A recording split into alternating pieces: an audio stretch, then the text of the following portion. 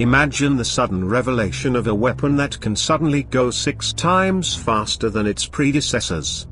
The shock of such a breakthrough system would turn an entire field of warfare on its head, as potential adversaries scrambled to deploy countermeasures to a new weapon they are defenseless against. While a lull in great power competition delayed the impact of this new technology, the so-called supercavitating torpedo may be about to take the world by storm.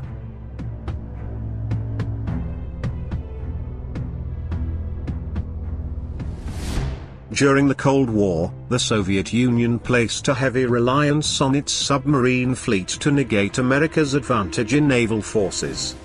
The US Navy was not only tasked to help protect the flow of reinforcements into Europe in the event of World War III, it also threatened the Soviet Union directly and would have hunted down and sunk her ballistic missile submarines. The USSR at first used sheer numbers of diesel-electric submarines, then more advanced nuclear attack submarines to whittle down the odds.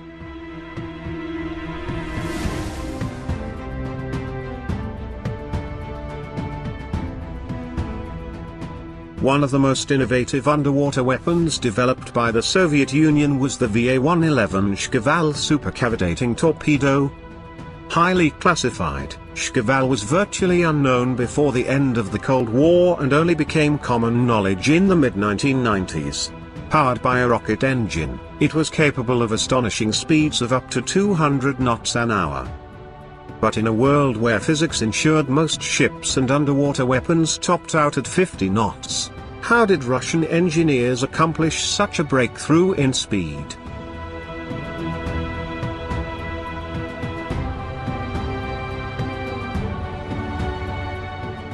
Traditionally, torpedoes use propellers or pump jets for propulsion. Shkval, on the other hand, uses a rocket engine. That alone is enough to make it fast, but traveling through water creates major drag problems. The solution: get the water out of the path of the torpedo.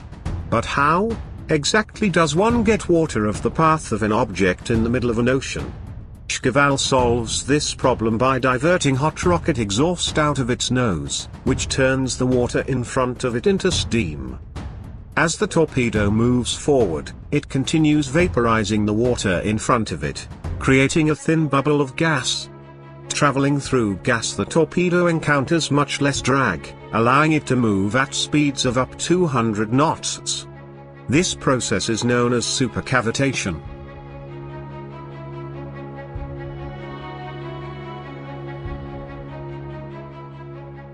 The trick with maintaining supercavitation is keeping the torpedo enclosed in the gas bubble. This makes turning maneuvers tricky, as a change of heading will force a portion of the torpedo outside the bubble, causing sudden drag at 230 miles an hour. Early versions of Shkval apparently had a very primitive guidance system, and attacks would have been fairly straight torpedo runs.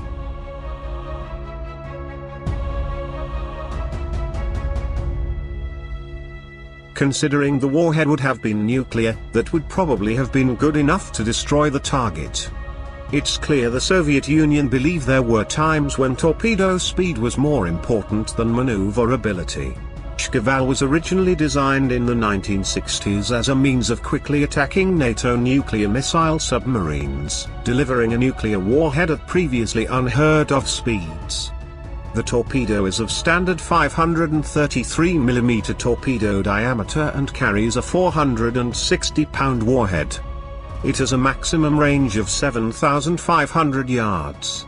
Shkval began mass production in 1978 and entered service with the Soviet Navy that year.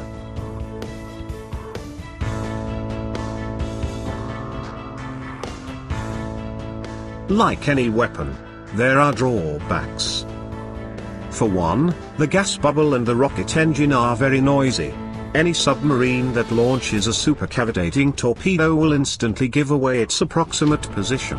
That having been said, such a fast-moving weapon could conceivably destroy the enemy before it has time to act on the information, as the enemy suddenly has both an enemy submarine and a 200-knot torpedo to contend with.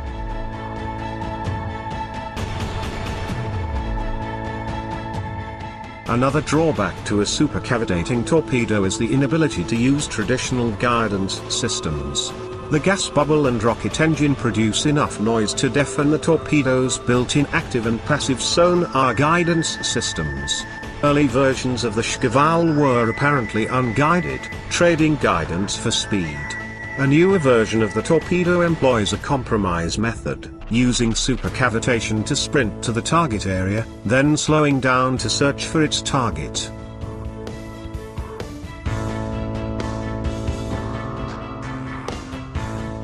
Is there a future for the supercavitating torpedo? The US has been working on such a weapon since 1997, apparently without a deployable weapon.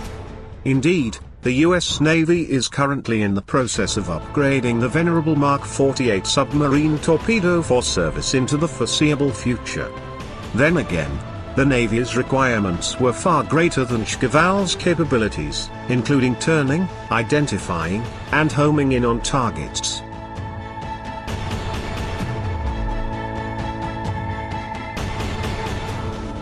In the meantime, Russian submarines are the only subs in the world equipped with supercavitating torpedoes, modernized versions of Shkval armed with a conventional warhead. Russian industry also offers an export version, Shkval-E, for sales abroad. Iran claims to have a supercavitating torpedo of its own it calls Hoot, and which is assumed to be a reverse-engineered Shkval.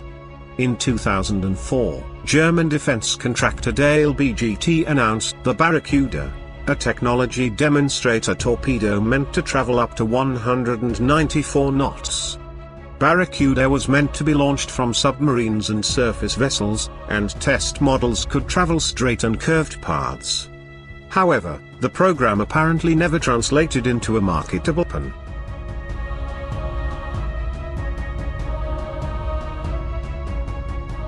A noisy, but effective weapon, Shkval smashes the paradigm of undersea warfare.